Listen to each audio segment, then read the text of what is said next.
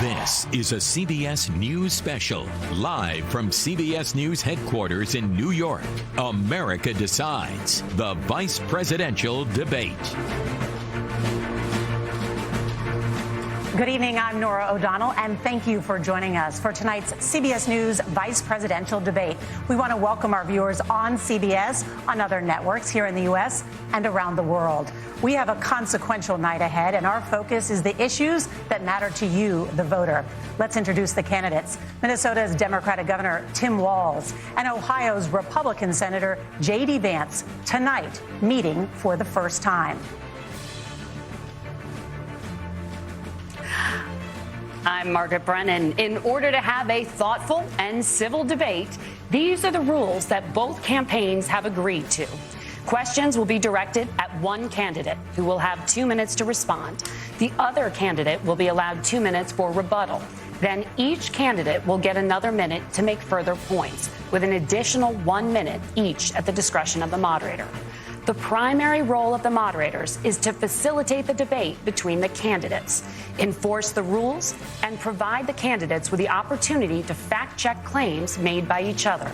CBS News reserves the right to mute the candidates' microphones to maintain decorum. We have not shared the questions or topics with the campaigns.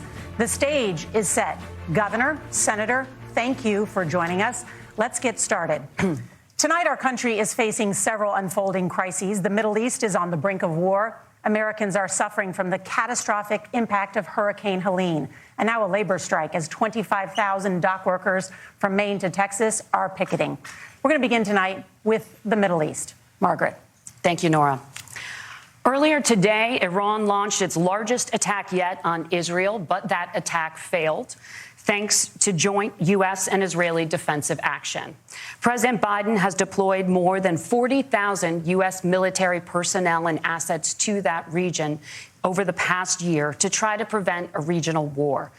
Iran is weakened, but the U.S. still considers it the largest state sponsor of terrorism in the world, and it has drastically reduced the time it would take to develop a nuclear weapon. It is down now to 1 or 2 weeks' time.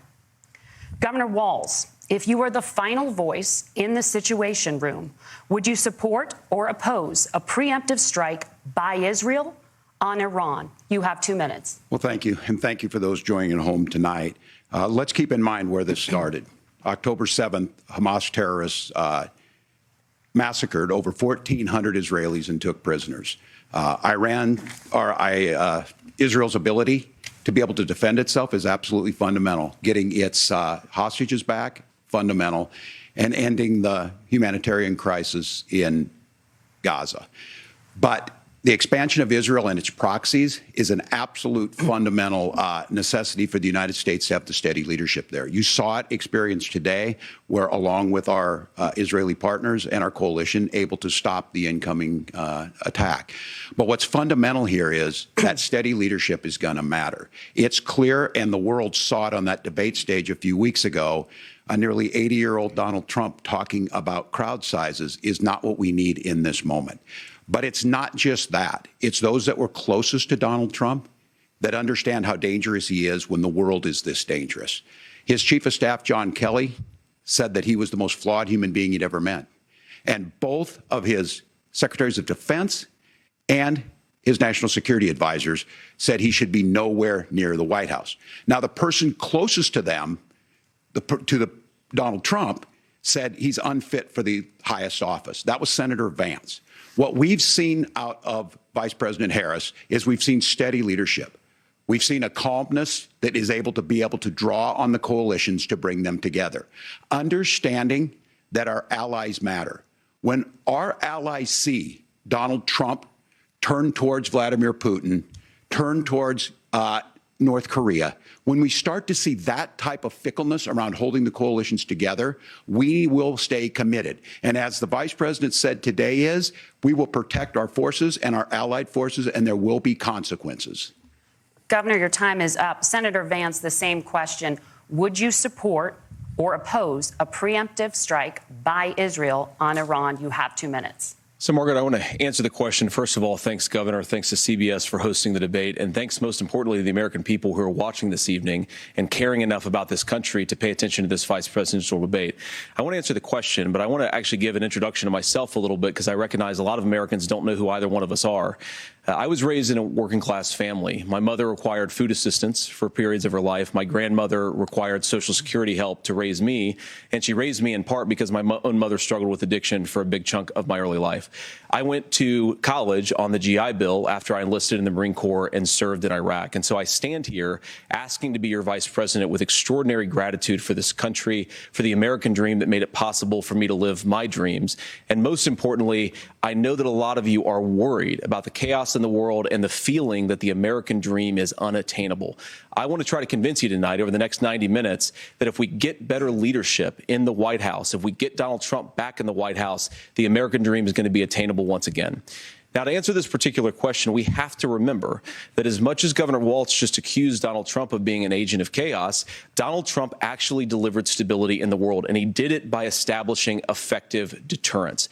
People were afraid of stepping out of line. Iran, which launched this attack, has received over $100 billion in unfrozen assets thanks to the Kamala Harris administration.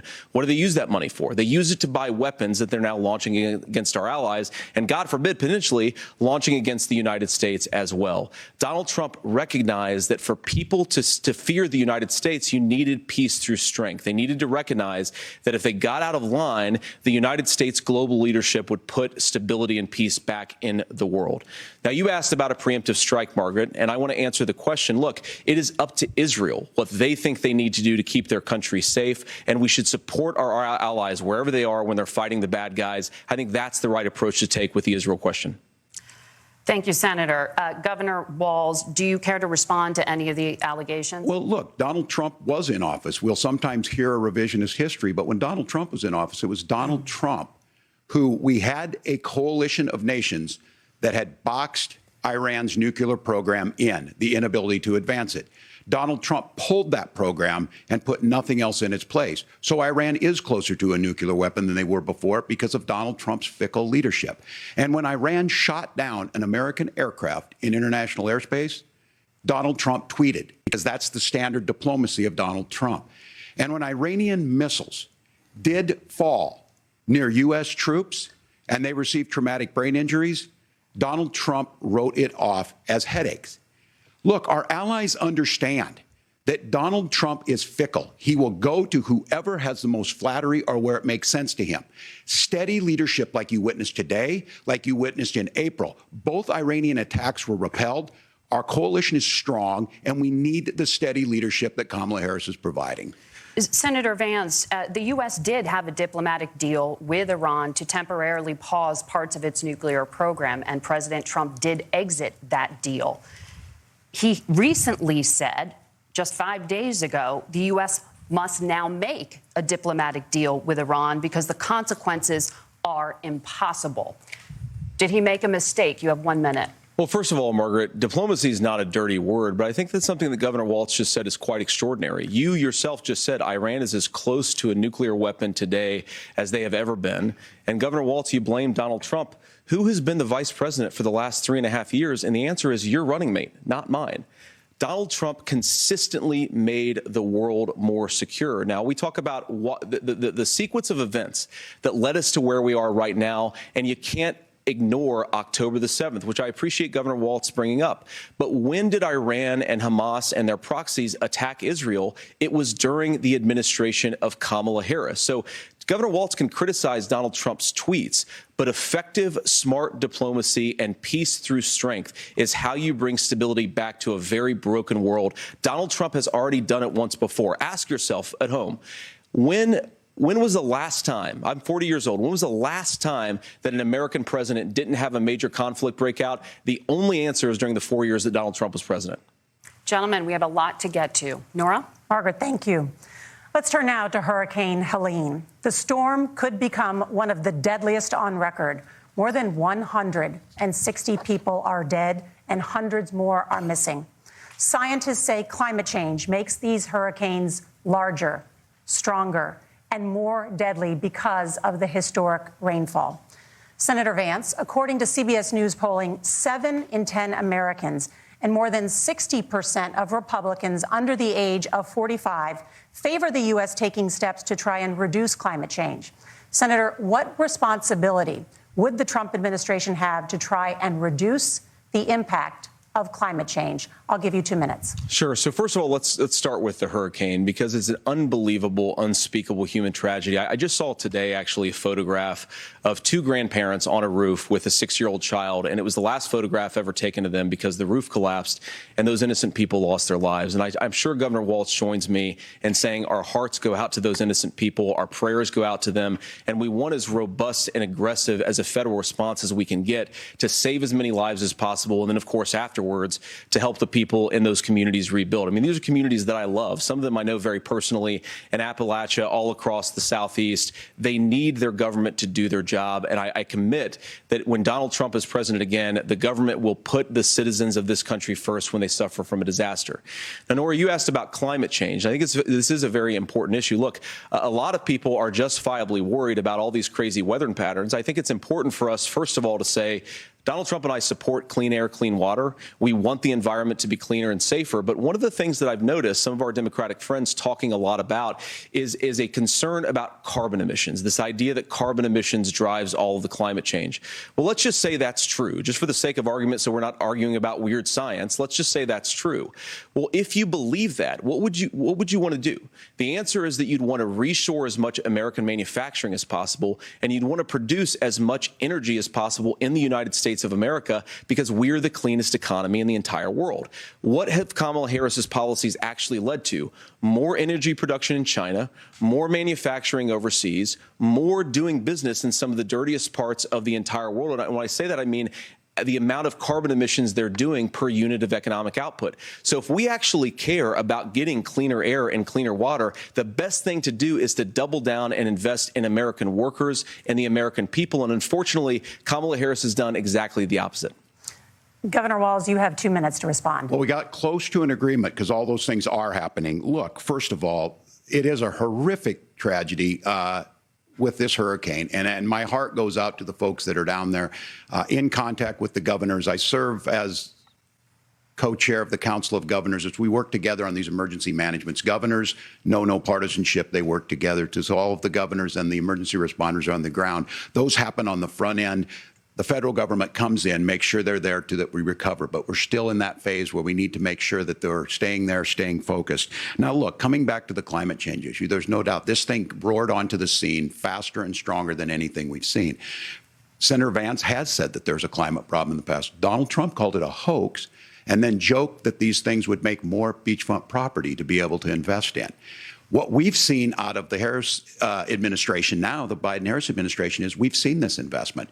We've seen massive investments, the biggest in global history that we've seen in the Inflation Reduction Act, has created jobs all across the country. 2,000 in Jeffersonville, Ohio, taking the EV technology that we invented and making it here. 200,000 jobs across the country. The largest solar manufacturing plant in North America sits in Minnesota.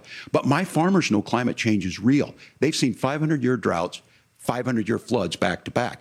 But what they're doing is adapting, and this has allowed them to tell me, look, I harvest corn, I harvest soybean, and I harvest wind. We are producing more natural gas and more oil at any time than we ever have. We're also producing more clean energy. So the solution for us is to continue to move forward, that climate change is real. Reducing our impact is absolutely critical, but this is not a false choice. You can do that at the same time you're creating the jobs that we're seeing all across the country. That's exactly what this administration has done. We are seeing us becoming an energy superpower for the future, not just the current. And that's what absolutely makes sense. And then we start thinking about how do we mitigate these disasters. Thank you. Senator, I want to give you an opportunity to respond there. The governor mentioned that President Trump has called climate change a hoax. Do you agree?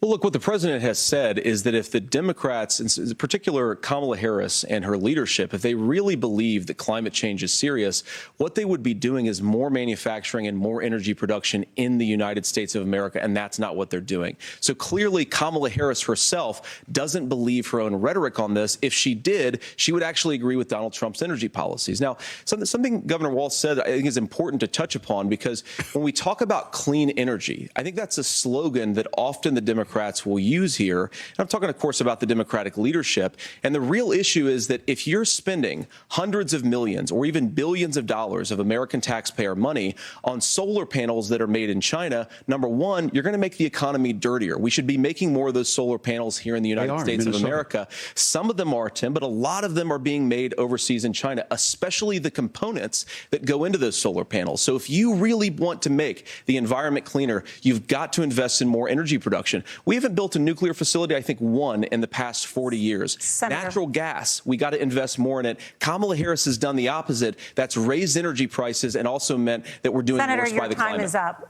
Governor, would you like to respond? Well, look, we're producing more natural gas than we ever have. There's no moratorium on that. We're producing more oil. But the folks know, and like I said, again, these are not liberal folks. These are not folks that are Green New Deal folks. These are farmers that have been drought one year, massive flooding the next year. They understand that it makes sense. Look, our number one export cannot be topsoil from erosion from these massive storms. We saw it in Minnesota this summer. And thinking about how do we respond to that, we're thinking ahead on this. And what Kamala Harris has been able to do in Minnesota, we're starting to weatherproof some of these things. The infrastructure law that was passed allows us to think about mitigation in the future. How do we make sure that we're protecting by burying our power lines? How do we make sure that we're protecting lakefronts and things that we're seeing more and more of? But to call it a hoax and to take the oil company executives to Mar-a-Lago, say, give me money for my campaign, and I'll let you do whatever you want. We can be smarter about that, and an all-above energy policy is exactly what she's doing, creating those jobs right here. Governor, your time is up. The overwhelming consensus among scientists is that the Earth's climate is warming at an unprecedented rate. Margaret? Thank you, Nora. We're going to turn now to immigration. The crisis at the U.S.-Mexico border consistently ranks as one of the top issues for American voters.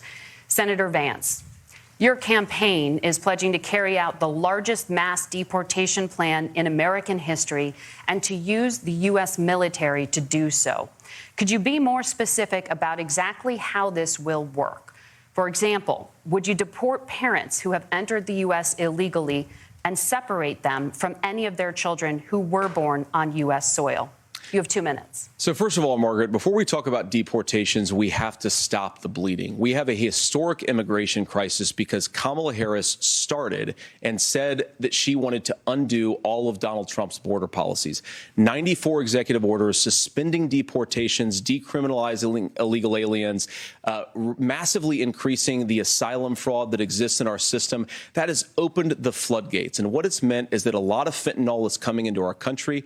I had a mother who struggled with opioid addiction and has gotten clean. I don't want people who are struggling with addiction to be deprived of their second chance because Kamala Harris let in fentanyl into our communities at record levels. So you've got to stop the bleeding. You've got to re-implement Donald Trump's border policies, build the wall, re-implement deportations. And that gets me to your point, Margaret, about what do we actually do? So we've got 25 million illegal aliens who are here in the country. What do we do with them? I think the first thing that we do is we start with the criminal migrants. About 1 million of those people have committed some form of crime in addition to crossing the border illegally. I think you start with deportations on those folks. And then I think you make it harder for illegal aliens to undercut the wages of American workers. A lot of people will go home if they can't work for less than minimum wage in our own country. And by the way, that'll be really good for our workers who just want to earn a fair wage for doing a good day's work. And the final point, Margaret, is you ask about family separation. Right now in this country, Margaret, we have 320,000 children that the Department of Homeland Security has effectively lost. Some of them have been sex trafficked. Some of them hopefully are at homes with their families. Some of them have been used as drug trafficking mules. The real family separation policy in this country is unfortunately Kamala Harris's wide open southern border. And I'd ask my fellow Americans to remember when she came into office, she said she was going to do this. Real leadership would be saying, you know what, I screwed up. We're going to go back to Donald Trump's border policies. I wish that she would do that. It would be good for all of us. Governor, do you care to respond to any of those specific allegations, including that the vice president is, quote, letting in fentanyl and using kids as drug mules, among other things regarding children? The drug mule is not true, but I will say about the fentanyl, because this is a crisis of this, the opioid crisis. And the good news on this is the last 12 months saw the largest decrease in opioid deaths in our nation's history, 30% decrease in Ohio. But there's still more work to do. But let's go back to this on immigration. Kamala Harris was the attorney general of the largest state and a border state in California. She's the only person in this race who prosecuted transnational gangs for human trafficking and drug interventions. But look, we all want to solve this. Most of us want to solve this, and that is the United States Congress. That's the Border Patrol agents. That's the Chamber of Commerce. That's most Americans out here. That's why we had the fairest and the toughest bill on immigration that this nation's seen. It was crafted by a conservative senator from Oklahoma, James Lankford. I know him. He's super conservative, but he's a man of principle, wants to get it done. Democrats and Republicans worked on this piece of legislation. The Border Patrol said, this is what we need in here. These are the experts. And the Chamber of Commerce and the Wall Street Journal said, pass this thing. Kamala Harris helped get there. 1,500 new border agents, detection for drugs, DOJ money to speed up these the adjudications on this, just what America wants. But as soon as I was getting ready to pass and actually tackle this, Donald Trump said no, told them to vote against it because it gives him a campaign issue. It gives him to, what would Donald Trump talk about if we actually did some of these things? And they need to be done by the legislature. You can't just do this through the executive branch. So look, we have the options to do this. Donald Trump had 4 years. He had 4 years to do this. And he promised you, America, how easy it would be. I'll build you a big, beautiful wall, and Mexico will pay for it. Less than 2% of that wall got built, and Mexico didn't pay a dime. But here we are again, 9 years after he came down that escalator, dehumanizing people and telling them what he was going to do. As far as the deportation plan, at one point, Senator Vance said it was so unworkable to be laughable. So that's where we're at. Pass the bill, she'll sign it. Governor, your time is up. Senator, the question was, will you separate parents from their children, even if their kids are U.S. citizens? You have 1 minute. Margaret, my point is that we already have massive child separations thanks to Kamala Harris's open border. And I didn't accuse Kamala Harris of inviting drug mules. I said that she enabled the Mexican drug cartels to operate freely in this country. And we know that they use children as drug mules. And it is a disgrace, and it has to stop. Look, I think what Tim said just doesn't pass the smell test. For 3 years, Kamala Harris went out bragging that she was going to undo Donald Trump's border policy. She did exactly that. We had a record number of illegal crossings. We had a record number of fentanyl coming into our country. And now that she's running for president, or a few months before, she says that somehow she got religion and cared a lot about a piece of legislation. The only thing that she did when she became the vice president, when she became the appointed border czar, was to undo 94 Donald Trump executive actions that opened the border. This problem is leading to massive problems in the United States of America. Parents who can't afford health care, schools that are overwhelmed. It's got to stop, and it will when Donald Trump is president again. Senator, your time is up. Governor, what about our CBS News polling, which does show that a majority of Americans, more than 50%, support mass deportations? Look, we fix this issue with a bill that is necessary, but the issue on this is what happens when you don't want to solve it. You demonize it. And we saw this. And Senator Vance, and it surprises me on this, talking about and saying, I will create stories to bring attention to this. That vilified a large number of people who were here legally in the community of Springfield. The Republican governor said, it's not true. Don't do it. There's consequences for this. There's consequences. We could come together. Senator Lankford did it. We could come together and solve this if we didn't let Donald Trump continue to make it an issue. And the consequences in Springfield were the governor had to send state law enforcement to escort kindergartners to school. I believe Senator Vance wants to solve this, but by standing with Donald Trump and not working together to find a solution, it becomes a talking point. And when it becomes a talking point like this, we dehumanize and villainize other human beings. Tim, Governor, your time is up. Senator, I'll give you 1 minute, but let me just ask you the question first. The governor has made the point, and I think as a sitting lawmaker, you know that Congress controls the purse strings and any funding.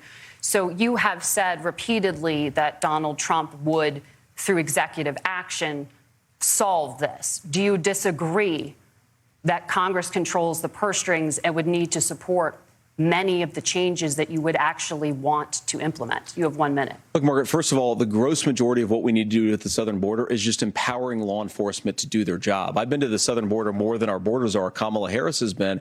And it's actually heartbreaking because the Border Patrol agents, they just want to be empowered to do their job. Of course, additional resources would help. But most of this is about the president and the vice president empowering our law enforcement to say, if you try to come across the border illegally, you've got to stay in Mexico. You've got to go back through proper channels.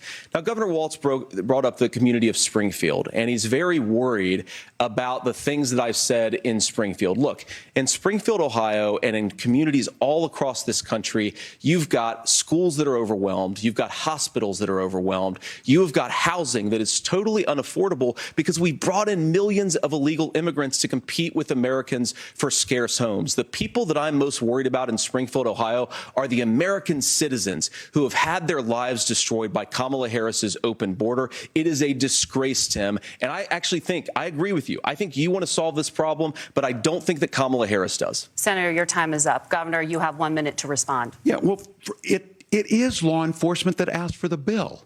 They helped craft it. They're the ones that supported it. That's because they know we need to do this. Look, this issue of continuing to bring this up, of not dealing with it, of blaming migrants for everything. On housing, we could talk a little bit about Wall Street speculators buying up housing and making them less affordable, but it becomes a blame. Look, this bill also gives the money necessary to adjudicate. I agree. It should not take 7 years for an asylum claim to be done. This bill gets it done in 90 days. Then you start to make a difference in this, and you start to adhere to what we know, American principles. Look, I don't talk about my faith a lot, but Matthew 25:40 talks about, to the least amongst us you do unto me. I think that's true of most Americans. They simply want order to it. This bill does it. It's funded. It's supported by the people who do it. And it lets us keep our dignity about how we treat other people. Thank you, Governor. And just to clarify for our viewers, Springfield, Ohio does have a large number of Haitian migrants who have legal status. Right. Temporary protected status. Well, Margaret, but thank you, Senator. We have so much to get to. Margaret, I think it's important because we're going to turn out of the economy. Thank Margaret, you. The rules were that you guys weren't going to fact check, and since you're fact checking me, I think it's important to say what's actually going on. So there's an application called the CBP One app, where you can go on as an illegal migrant, apply for asylum or apply for parole, and be granted legal status at the wave of a Kamala Harris open border wand. That is not a person coming in, applying for a green card and waiting for 10 years. That is the facilitation of illegal immigration, Margaret, by our own leadership. Thank you, Senator, for describing the legal process. We have so much to get to, Senator. Those laws have been on the books since 1990. Thank you, gentlemen.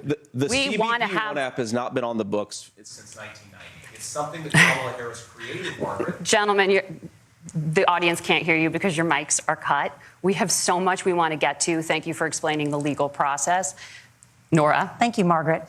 The economy is a top concern for voters. Each of your campaigns has released an economic plan, so let's talk about the specifics.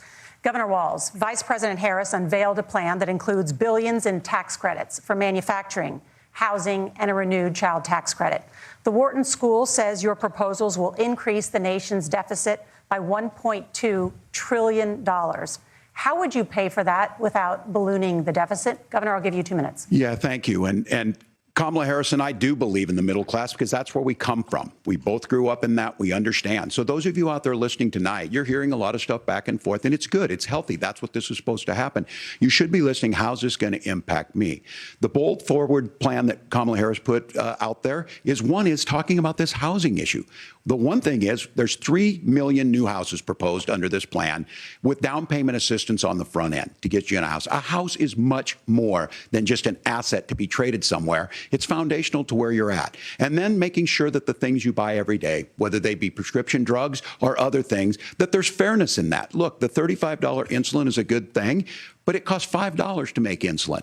They were charging $800 before this law went into effect. As far as the housing goes, I've seen it in Minnesota. 12% more houses in Minneapolis, prices went down on rent 4%. It's working. And then making sure tax cuts go to the middle class. $6,000 child tax credit, we have one in Minnesota, reduces childhood poverty by a third. We save money in the long run, and we do the right thing for families. And then getting businesses off the ground. The law as it stands right now is $5,000 tax credit for small business, increasing that to $50,000. Now, this is a philosophical difference between us. Donald Trump made a promise, and I'll give you this. He kept it. He took folks to Mar-a-Lago. He said, you're rich as hell, I'm going to give you a tax cut. He gave the tax cuts that predominantly went to the top class. What happened there was an $8 trillion increase in the national debt, the largest ever. Now he's proposing a 20% consumption or sales tax on everything we bring in. Everyone agrees, including businesses, it would be destabilizing it, it would increase inflation and potentially lead to a recession. Look, this is simple for you. Where are we going? Kamala Harris has said to do the things she wants to do, we'll just ask the wealthiest to pay their fair share. When you do that, our system works best, more people are participating in it, and folks have the things that they need. Senator, I want to give you a moment to respond on that. But similarly, the Wharton School has done an analysis of the Trump plan and says it would increase the nation's deficit by $5.8 trillion. My question is the same for you. How do you pay for all that without ballooning the deficit? I'll give you 2 minutes. Well, first of all, you're going to hear a lot from Tim Walz this evening, and you just heard it in the answer, a lot of what Kamala Harris proposes to do. And some of it, I'll be honest with you, it even sounds pretty good. Here's what you won't hear, is that Kamala Harris has already done it. Because she's been the vice president for 3.5 years. She had the opportunity to enact all of these great policies. And what she's actually done instead is drive the cost of food higher by 25%, drive the cost of housing higher by about 60%, open the American southern border and make middle-class life unaffordable for a large number of Americans. If Kamala Harris has such great plans for how to address middle-class problems, then she ought to do them now, not when asking for a promotion, but in the job the American people gave her 3.5 years ago. And the fact that she isn't tells you a lot about how much you can trust her actual plans. Now, Donald Trump's economic plan is not just a plan, but it's also a record. A lot of those same economists attack Donald Trump's plans, and they have PhDs, but they don't have common sense and they don't have wisdom, because Donald Trump's economic policies delivered the highest take-home pay in a generation in this country, 1.5% inflation, and to boot, peace and security all over the world. So when people say that Donald Trump's economic plan doesn't make sense, I say, look at the record. He delivered rising take-home pay for American workers. Now, Tim admirably admits that they want to undo the Trump tax cuts. But if you look at what was so different about Donald Trump's tax cuts, even from previous Republican tax cut plans, is that a lot of those resources went to giving more take-home pay to middle-class and working-class Americans. It was passed in 2017, and you saw an American economic boom unlike we've seen in a generation in this country. That is a record that I'm proud to run on, and we're going to get back to that common sense wisdom so that you can afford to live the American dream again. I know a lot of you are struggling. I know a lot of you are worried about paying the bills. It's going to stop when Donald Trump brings back common sense to this country. Governor, do you want to respond to that? What has Kamala Harris done for the middle class? Yeah, well, Kamala Harris's day one was Donald Trump's failure on COVID that led to the collapse of our economy. We were already before COVID in a manufacturing recession, but 10 million people out of work, largest percentage since the Great Depression. 9 million jobs closed on that. That was day one. Whether it was the Infrastructure Act or other things we moved. Now, you made a question about experts, said this. I've made a note of this. Economists can't be trusted. Science can't be trusted. National security folks can't be trusted.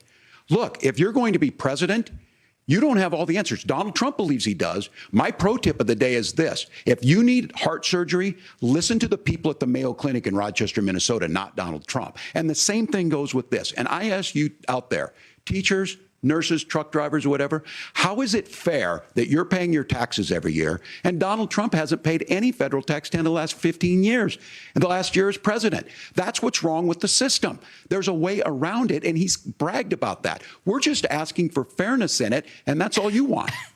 You have a minute. Governor, you say trust the experts. But those same experts for 40 years said that if we shipped our manufacturing base off to China, we'd get cheaper goods. They lied about that. They said if we shipped our industrial base off to other countries, to Mexico and elsewhere, it would make the middle class stronger. They were wrong about that. They were wrong about the idea that if we made America less self-reliant, less productive in our own nation, that it would somehow make us better off, and they were wrong about it. And for the first time in a generation, Donald Trump had the wisdom and the courage to say to that bipartisan consensus, we're not doing it anymore. We're bringing American manufacturing back. We're unleashing American energy. We're going to make more of our own stuff. And this isn't just an economic issue. I mean, I've got 3 beautiful little kids at home, 7, 4, and 2, and I love them very much, and I hope they're in bed right now.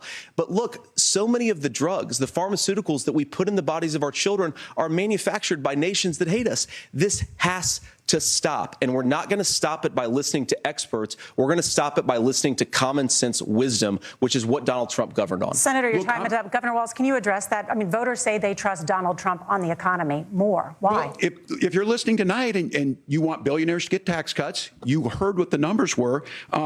Look, I'm a union guy on this. I'm not a guy who wanted to ship things overseas, but I understand that, look, we produce soybeans and corn. We need to have fair trading partners. That's something that we believe in. I think the thing that most concerns me on this is Donald Trump was the guy who created the largest trade deficit in American history with China.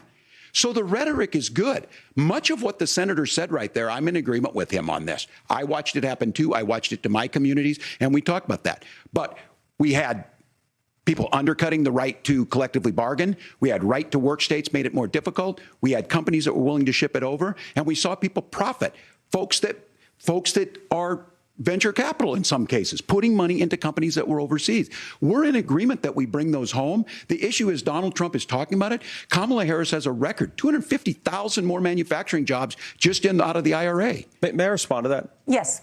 So appreciate that. So if you notice, what Governor Walz just did is he said, first of all, Donald Trump has to listen to the experts.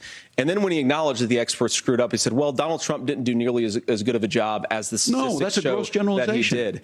So what Tim Walz is doing, and I honestly, Tim, I think you got a tough job here, because you've got to play whack-a-mole. You've got to pretend that Donald Trump didn't deliver rising take-home pay, which of course he did. You've got to pretend that Donald Trump didn't deliver lower inflation, which of course he did. And then you simultaneously got to defend Kamala Harris's atrocious economic record, which has made gas, groceries, and housing unaffordable for American citizens. I was raised by a woman who would sometimes go into medical debt so that she could put food on the table in our household.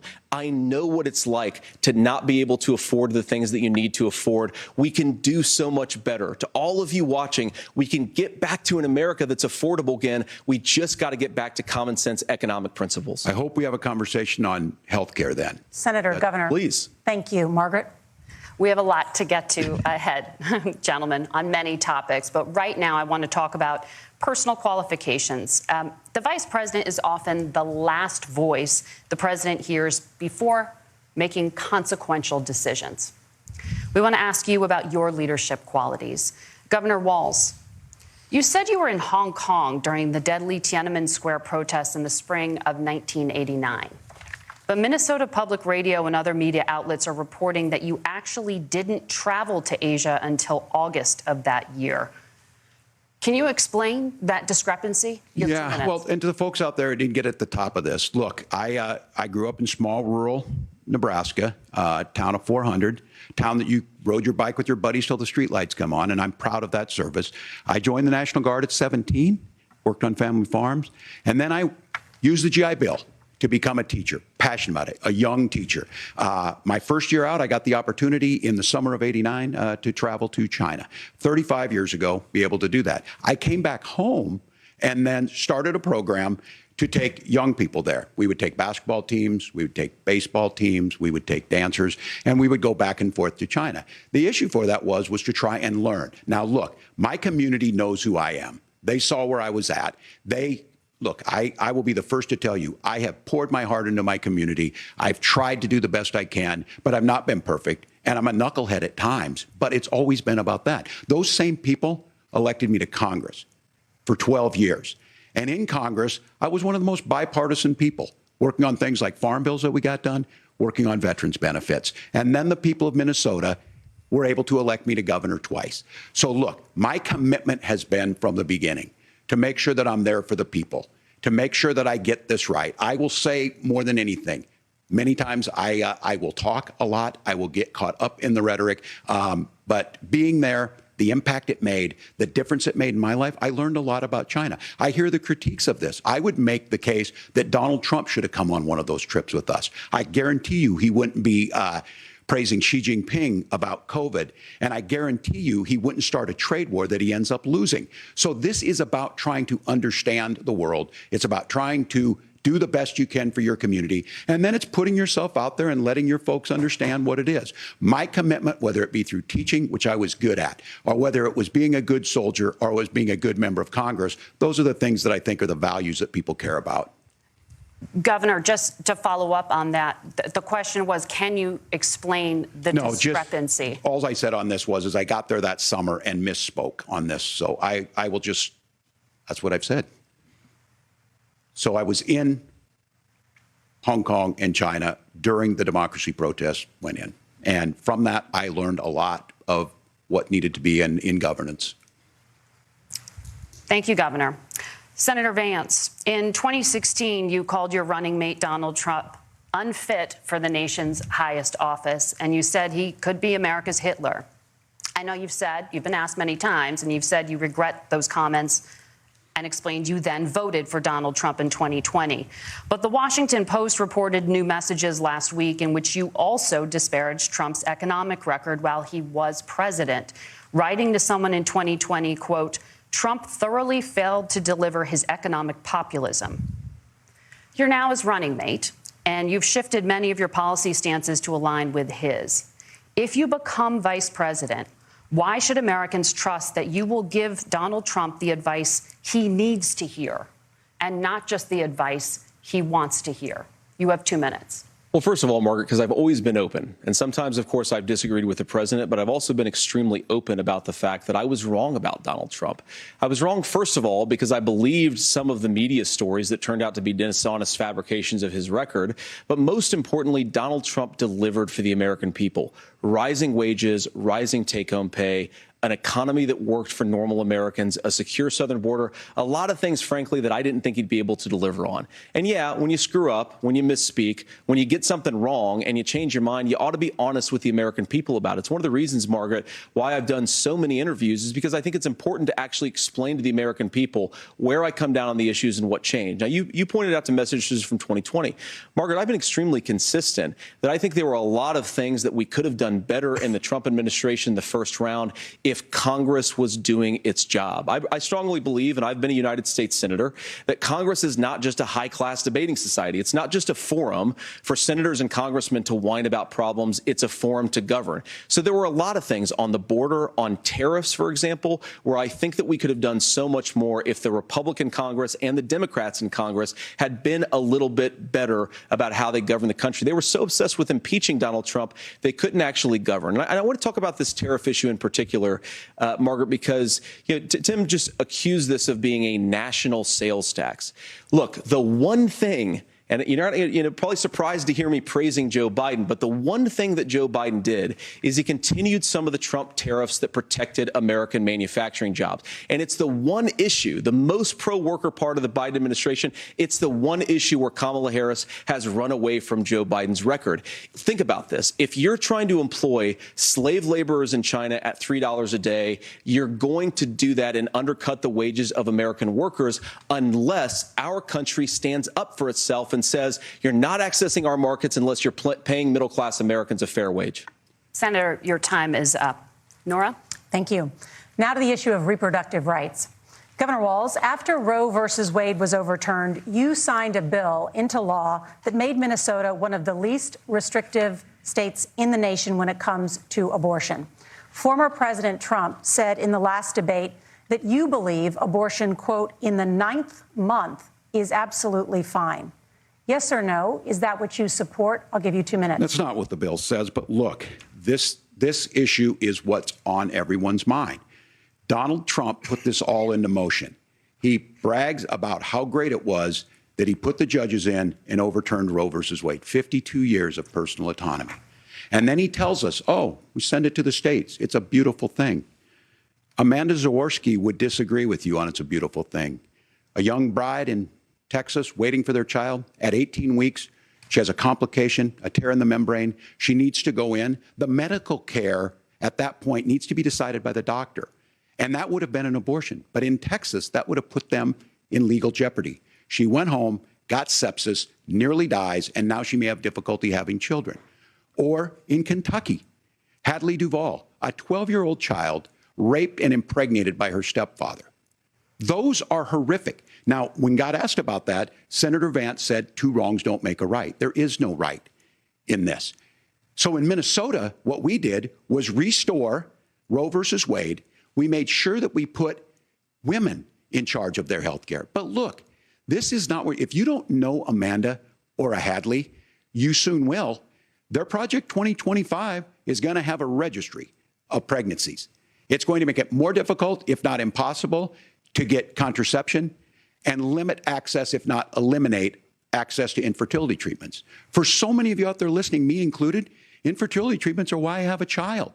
That's nobody else's business, but those things are being proposed. And the catch-all on this is, well, the states will decide what's right for Texas might not be right for Washington. That's not how this works. This is basic human right. We have seen maternal mortality skyrocket in Texas, outpacing many other countries in the world. This is about health care. In Minnesota, we are ranked first in health care for a reason. We trust women. We trust doctors. Senator, do you want to respond to the governor's claim? Will you create a federal pregnancy monitoring agency? No, Nora, certainly we won't. And I want to talk about this issue because I know a lot of Americans care about it, and I know a lot of Americans don't agree with everything that I've ever said on this topic. And, you know, I grew up in a working class family in a neighborhood where I knew a lot of young women who had unplanned pregnancies and decided to terminate those pregnancies because they feel like they didn't have any other options. And, you know, one of them is actually very dear to me. And I know she's watching tonight, and I love you. And she told me something a couple years ago that she felt like if she hadn't had that abortion, that it would have destroyed her life because she was in an abusive relationship. And I think that what I take from that as a Republican who proudly wants to protect innocent life in this country, who proudly wants to protect the vulnerable, is that my party, we've got to do so much better of a job at earning the American people's trust back on this issue where they frankly just don't trust us. And I think that's one of the things that Donald Trump and I are endeavoring to do. I want us as a Republican Party to be pro-family in the fullest sense of the word. I want us to support fertility treatments. I want us to make it easier for moms to afford to have babies. I want it to make it easier for young families to afford a home so they can afford a place to raise that family. And I think there's so much that we can do on the public policy front just to give women more options. Now, of course, Donald Trump has been very clear that on the abortion policy specifically, that we have a big country and it's diverse. And California has a different viewpoint on this than Georgia. Georgia has a different viewpoint from Arizona. And the proper way to handle this, as messy as democracy sometimes is to let voters make these decisions, let the individual states make their abortion policy. And I think that's what makes the most sense in a very big, a very diverse, and let's be honest, sometimes a very, very messy and divided country. Governor, would you like to respond and also answer the question about restrictions? Yeah, well, the question got asked and Donald Trump made the accusation that wasn't true about Minnesota. Well, let me tell you about this idea that there's diverse states. There's a young woman named Amber Thurman. She happened to be in Georgia, a restrictive state. Because of that, she had to travel a long distance to North Carolina to try and get her care. Amber Thurman died in that journey back and forth. The fact of the matter is, how can we as a nation say that your life and your rights, as basic as the right to control your own body, is determined on geography? There's a very real chance had Amber Thurman lived in Minnesota, she would be alive today. That's why the restoration of Roe versus Wade. When you listen to Vice President Harris talk about this subject and you hear me talk about it, you hear us talking exactly the same. Donald Trump is trying to figure out how to get the political right of this. I agree with a lot of what Senator Vance said about what's happening. His running mate, though, does not, and that's the problem. Governor, your time is up. Senator, let me ask you about that. He mentioned, I think, referring to a national ban. In the past, you have supported a federal ban on abortion after 15 weeks. In fact, you said if someone can't support legislation like that, quote, you are making the United States the most barbaric pro-abortion regime anywhere in the entire world. My question is, why have you changed your position? Well, Nora, first of all, I never supported a national ban. I did when I was running for Senate in 2022 talk about setting some minimum national standard. For example, we have a partial birth abortion ban in place in this country at the federal level. I don't think anybody's trying to get rid of that, or at least I hope not, though I know that Democrats have taken a very radical pro-abortion stance. But Nora, one of the things that changed is in the state of Ohio, we had a referendum in 2023, and the people of Ohio voted overwhelmingly, by the way, against my position. And I think that what I learned from that, Nora, is that we've got to do a better job at winning back people's trust. So many young women would love to have families. So many young women also see an unplanned pregnancy as something that's going to destroy their livelihood, destroy their education, destroy their relationships. And we have got to earn people's trust back. And that's why Donald Trump and I are committed to pursuing pro-family policies, making child care more accessible, making fertility treatments more accessible, because we've got to do a better job at that. And that's what real leadership is. Governor, your response. Well, I'm going to respond on the pro-abortion piece of that. No, we're not. We're pro-women. We're pro-freedom to make your own choice. We know what the implications are to not be that. Women having miscarriages, women not getting the care, physicians feeling like they may be prosecuted for providing that care. And as far as making sure that we're educating our children and giving them options, Minnesota's a state with one of the lowest teen pregnancy rates. We understand that, too. We know that the options need to be available, and we make that true. We also we're a top 3 state for the best place to raise children. But these two things, to try and say that we're pro-children, but we don't like this, or you guys are pro-abortion, that's not the case at all. We are pro-freedoms for women to make their choices, and we're going, and Kamala Harris is making the case, to make options for children more affordable, a $6,000 child tax credit, but we're not going to base that on the backs of making someone like Amber Thurman drive 600 miles to try and get health care. Senator. May I respond to that? First of all, Governor, I agree with you. Amber Thurman should still be alive, and there are a lot of people who should still be alive, and I certainly wish that she was. And maybe you're free to disagree with me on this and explain this to me. But as I read the Minnesota law that you signed into law, the statute that you signed into law, it says that a doctor who presides over an abortion where the baby survives, the doctor is under no obligation to provide life-saving care to a baby who survives a botched late-term abortion.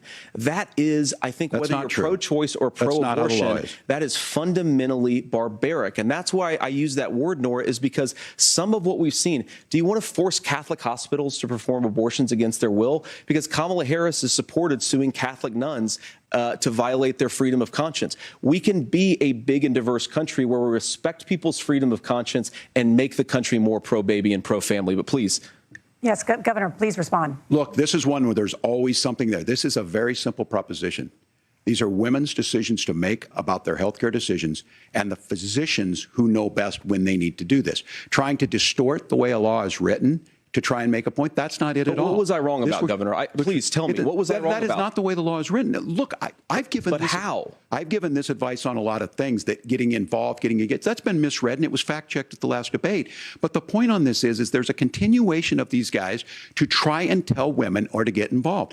I use this line on this, just mind your own business on this. Things worked best when Roe versus Wade was in place. When we do a restoration of Roe, that works best. That doesn't preclude us from increasing funding for children. It doesn't increase us from making sure that once that child's born, like in Minnesota, they get meals, they get early childhood education, they get health care.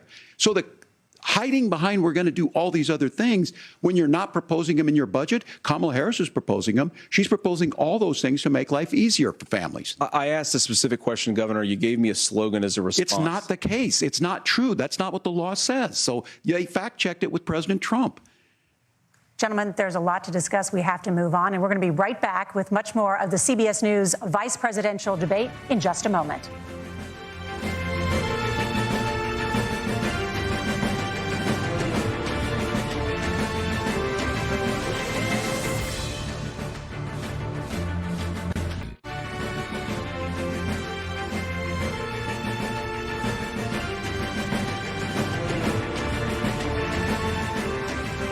Welcome back to the CBS News vice presidential debate.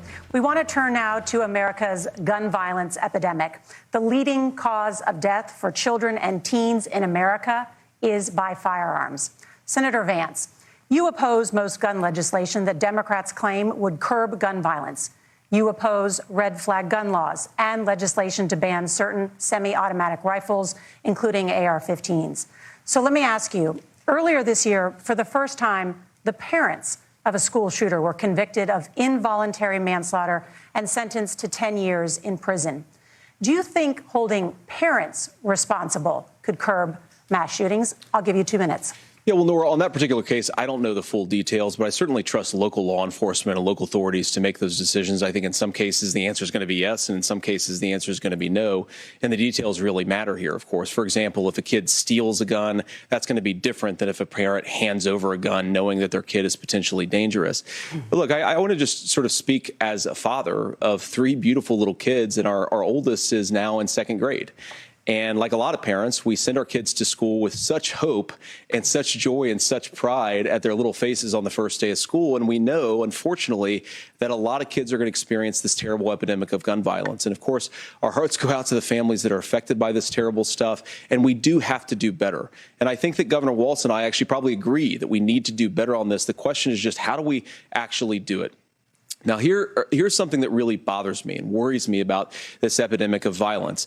The gross majority, close to 90% in some of the statistics I've seen, of the gun violence in this country is committed with illegally obtained firearms. And while we're on that topic, we know that thanks to Kamala Harris's open border, we've seen a massive influx in the number of illegal guns run by the Mexican drug cartels. So that number, the amount of illegal guns in our country is higher today than it was 3.5 years ago.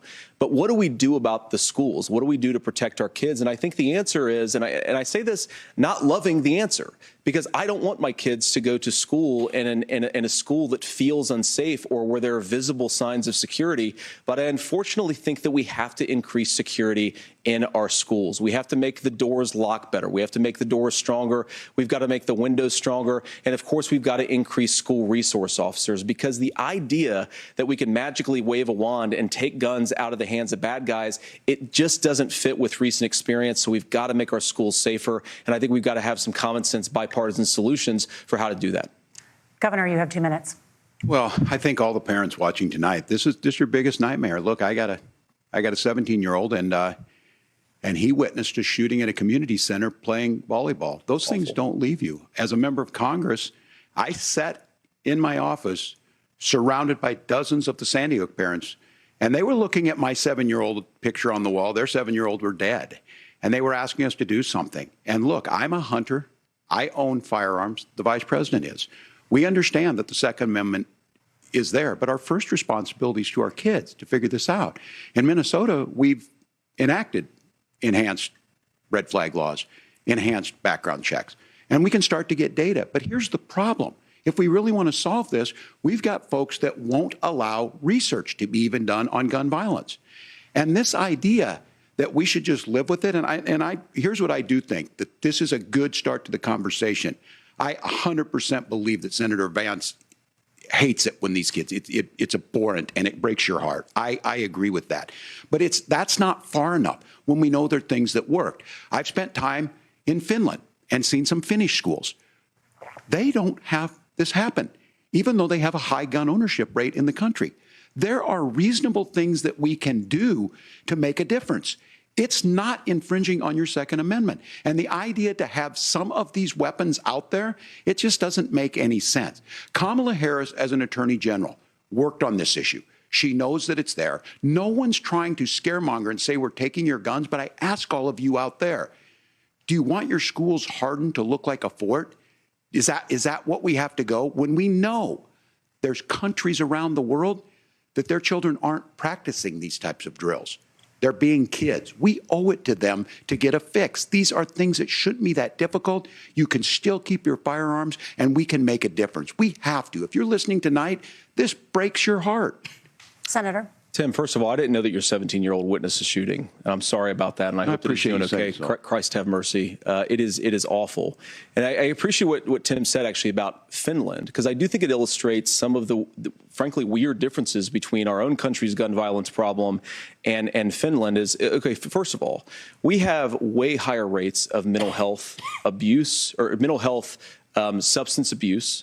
We have way higher rates of depression, way higher rates of anxiety. We unfortunately have a mental health crisis in this country that I really do think that we need to get to the root causes of, because I don't think it's the whole reason why we have such a bad gun violence problem, but I do think it's a big piece of it. Another driver of the gun violence epidemic, especially that affecting our kids, it doesn't earn as many headlines, but is the terrible gun violence problem in a lot of our big cities. And this is why we have to empower law enforcement to arrest the bad guys, put them away, and take gun offenders off the streets. I think there's a whole host of things that we can do here, but I do think at our schools we've got to talk about more security. Senator, thank you. Governor, you previously opposed an assault weapons ban, but only later in your political career did you change your position. Why? Yeah, I sat in that office with those Sandy Hook parents. I've become friends with school shooters. I've seen it. Look, the NRA, I was an NRA guy for a long time. They used to teach gun safety. I'm of an age where my shotgun was in my car so I could pheasant hunt after football practice.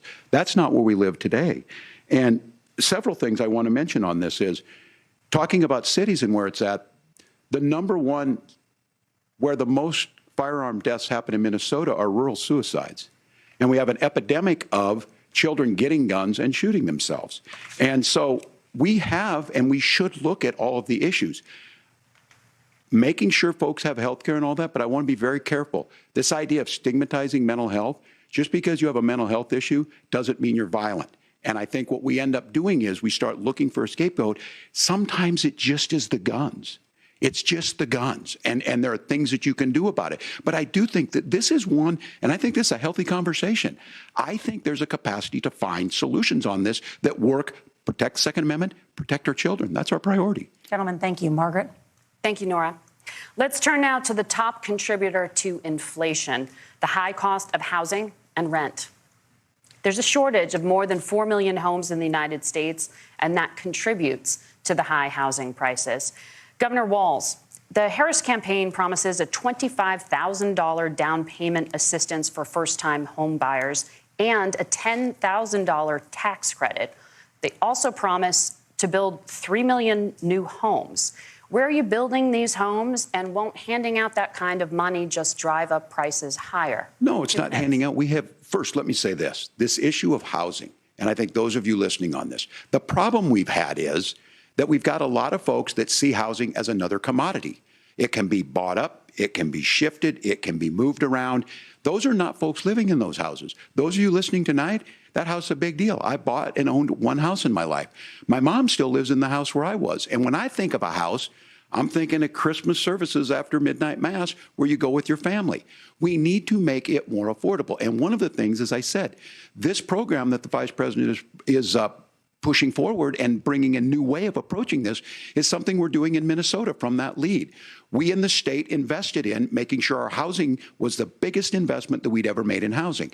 It starts to make it easier. We cut some of the red tape. Local folks, look, we can't do it at the federal level, but local folks make it easier to build those homes. And then that down payment assistance. I can tell all of you out there, certainly for me, using the GI Bill was one thing, but a veteran's home loan, the big thing about a veteran's home loan is you don't have to pay the down payment. Those are things that make it there. Now, look, you're going to pay it back, and you're going to pay your mortgage. Those are things that we know in the long run, the appreciated value, the generational wealth that's created from it. And I will give Minneapolis an example. Minneapolis is the one city where we've seen the lowest inflation rates. We've seen a 12% increase in stock because we've put some of these things in, and we're implementing a state program to make sure we give some of that down payment assistance. We get it back from people because here's what we know. People with stable housing end up with stable jobs. People with stable housing have their kids able to get to school. All of those things in the long run end up saving our money. And that's the thing that I think we should be able to find some common ground in, but we can't blame immigrants for the only reason. That's not the case that's happening in many cities. The fact of the matter is that we don't have enough naturally affordable housing, but we can make sure that the government's there to help kickstart it, create that base. Governor, your time is up. Senator Vance, as far as your campaign's position, the promise is to seize federal lands to build homes, remove regulation, provide tax breaks, and cut back on immigration, which you say pushes up prices. Where are you going to build all the new homes you're promising, and what part of any of this plan will provide immediate relief? You have 2 minutes. Well, first of all, Tim just said something that I agree with. We don't want to blame immigrants for higher housing prices, but we do want to blame Kamala Harris for letting in millions of illegal aliens into this country, which does drive up costs, Tim. 25 million illegal aliens competing with Americans for scarce homes is one of the most significant drivers of home prices in the country. It's why we have massive increases in home prices that have happened right alongside massive increases in illegal alien populations under Kamala Harris's leadership. Now, Tim just mentioned a bunch of ideas. Now, some of those ideas I actually think are halfway decent, and some of them I disagree with. But the most important thing here is Kamala Harris is not running as a newcomer to politics. She is the sitting vice president. If she wants to enact all of these policies to make housing more affordable, I invite her to use the office that the American people already gave her, not sit around and campaign and do nothing while Americans find the American dream of homeownership completely unaffordable. Now, you asked, Margaret, what would immediately change the equation for American citizens if you lower energy prices? As Donald Trump says, drill, baby, drill. One of the biggest drivers of housing costs, aside from illegal immigration, is, think about it. If a truck driver is paying 40% more for diesel, then the lumber he's delivering to the job site to build the house is also going to become a lot more expensive. If we open up American energy, you will get immediate pricing relief for American citizens, not, by the way, just in housing, but in a whole host of other economic goods, too. Senator Vance, you still have 23 seconds there. Do you want to answer? Can I have it? Where, Governor, we will get to you in a moment. But, Senator, where are you going to seize the federal lands? Can you clarify? Well, what Donald Trump has said is we have a lot of federal lands that aren't being used for anything. They're not being used for national park. They're not being used, and they could be places where we build a lot of housing. And I do think that we should be opening up building in this country. We have a lot of land that could be used. We have a lot of Americans that need homes. We should be kicking out illegal immigrants who are competing for those homes, and we should be building more homes for the American citizens who deserve to be here. Senator, your time is up. Governor, I do want to let you respond to the allegation that the vice president is letting in. Well, of course, migrants, that's not true. And again, you have the facts. I guess prices. we agreed not to fact check. I'll check it. That, look, crossings are down compared to when Donald Trump left office. But it's, again, blaming and not trying to find the solution. I was going to ask, though, on this question, are we going to drill and build houses in the same federal land? And I think when people hear federal lands, these are really important pieces of land. Now, Minnesota doesn't have a lot of federal lands. I know in the western part of the countries we do. There's not a lot of federal lands in and around Minneapolis, for example. So the issue is I don't understand the federal lands issue unless we see this, and I worry about this as someone who cares deeply about our national parks and our federal lands. Look, Minnesota, we protect these things. We've got about 20% of the world's fresh water. These lands protect. They're there for a reason. They belong to all of us. But again, this is when you view housing and you view these things as commodities. Like, there's a chance to make money here. Let's take this federal land and let's sell it to people for that. I think there's better ways to do this. We've seen it in Minnesota. We're able to refurbish some of these houses. We're able to make some investments. That gets people in. And I'm still on the fact on this. Economists, Senator Vance, you said you don't like the economists. Which economists are saying that it is immigrants that's adding to the cost? Governor, your time is up. But Senator, on that point, I'd like for you to clarify. There are many contributing factors to high housing costs. What evidence do you have that migrants are part of this problem? Well, there's a Federal Reserve study that we're happy to share after the debate. We'll put it up on social media, actually, that really drills down on the connection between increased levels of migration, especially illegal immigration, and higher housing prices. Now, of course, Margaret, that's not the entire driver of higher housing prices. It's also the regulatory regime of Kamala Harris. Look, we are a country of builders. We're a country of doers. We're a country of explorers. But we increasingly have a federal administration that makes it harder to develop our resources, makes it harder to build things, and wants to throw people in jail for not doing everything exactly as Kamala Harris says they have to do. And what that means is that you have a lot of people who would love to build homes who aren't able to build homes. I actually agree with Tim Walz. We should get out of this idea of housing as a commodity. But the thing that has most turned housing into a commodity is giving it away to millions upon millions of people who have no legal right to be here. What are the federal regulations? I deal with this as a governor. You can very quickly reply. I'm sorry. I get this as a governor, and I don't necessarily disagree with that in some cases, many of those are local, many of them are state. I don't know which ones are federal, but I think whenever we talk regulations, people think they can get rid of them. I think you want to be able to get out of your house in a fire. I think you want to make sure that it's fireproof and those types of things. So which are the regulations? Because the vice president's not responsible for those. Congress writes those. Governor, thank you. Gentlemen, we have a lot to get to. You're passionate about the housing crisis, I can tell. But Nora? Thank you. One of the top problems facing Americans is the high cost of health care. Senator Vance, at the last presidential debate, former President Trump was asked about replacing the Affordable Care Act.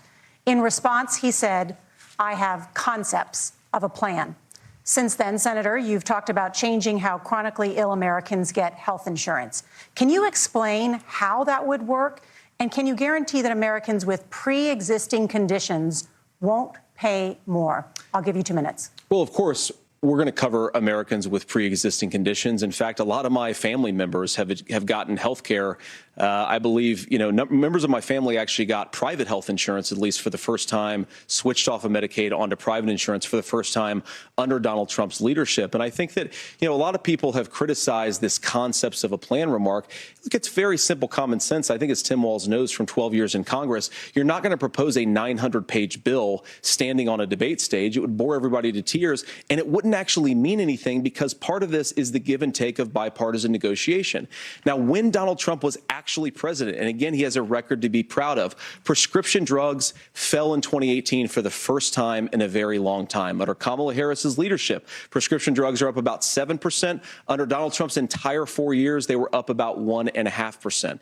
He introduced pricing transparency. Think about healthcare. You go into a hospital, you try to buy something, and nobody knows what it actually costs. That price transparency will actually give American consumers a little bit more choice and will also drive down costs. And we talked about, the reinsurance regulations is what I was talking about. Look, Donald Trump has said that if we allow states to experiment a little bit on how to cover both the chronically ill but the non-chronically ill, it's not just a plan. He actually implemented some of these regulations when he was president of the United States. And I think you can make a really good argument that it salvaged Obamacare, which was doing disastrously until Donald Trump came along. And I think this is an important point about President Trump. Of course, you don't have to agree with everything that President Trump has ever said or ever done.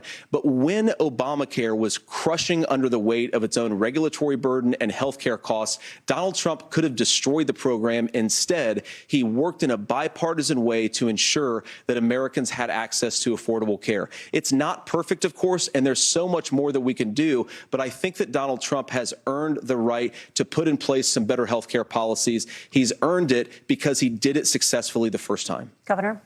All right, here's where being an old guy gives you some history. I was there at the creation of the ACA. And the reason it was so important is I come from a major healthcare state, home of the Mayo Clinic, home to Medical Alley, 3M, Medtronic, all of those. We understand healthcare. It's why we're ranked first on affordability and accessibility and quality of healthcare. And so what I know is under Kamala Harris, more people are covered than they have before. And those of you listening, this is critical to you. Now, Donald Trump all of a sudden wants to go back and remember this. He ran on the first thing he was going to do on day one was to repeal Obamacare. On day one, he tried to sign an executive order to repeal the ACA. He signed on to a lawsuit to repeal the ACA, but lost at the Supreme Court. And he would have repealed the ACA had it not been for the courage of John McCain to save that bill. Now, fast forward, what that means to you is you lose your pre-existing conditions. If you're sitting at home and you got asthma, too bad. If you're a woman, probably not. Broke your foot during football, might kick you out. Your kids get kicked out when they're 26.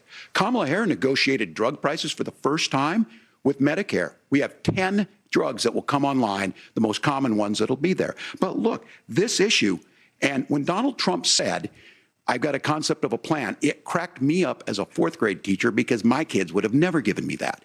But what Senator Vance just explained might be worse than a concept because what he explained is pre-Obamacare. And I'll make this as simple as possible because I have done this for a long time. What they're saying is if you're healthy, why should you be paying more? So what they're going to do is let insurance companies pick who they insure because guess what happens? You pay your premium, it's not much. They figure they're not going to have to pay out to you. But those of you a little older, gray, got cancer, you're going to get kicked out of it. That's why the system didn't work. Kamala Harris will protect and enhance the ACA. Governor, thank you. Senator, you have not yet explained how you would protect people with pre-existing conditions or laid out that plan. Well, look, we currently have laws and regulations in place right now that protect people with pre-existing conditions. We want to keep those regulations in place, but we also want to make the health insurance marketplace function a little bit better. Now, what Governor Walz just said is actually not true. A lot of what happened and the reason that Obamacare was crushing under its own weight is that a lot of young and healthy people were leaving the exchanges. Donald Trump actually helped address that problem, and he did so in a way that preserved people's access to coverage who had pre-existing conditions. But again, something that these guys do is they make a lot of claims about if Donald Trump becomes president, all of these terrible consequences are going to ensue.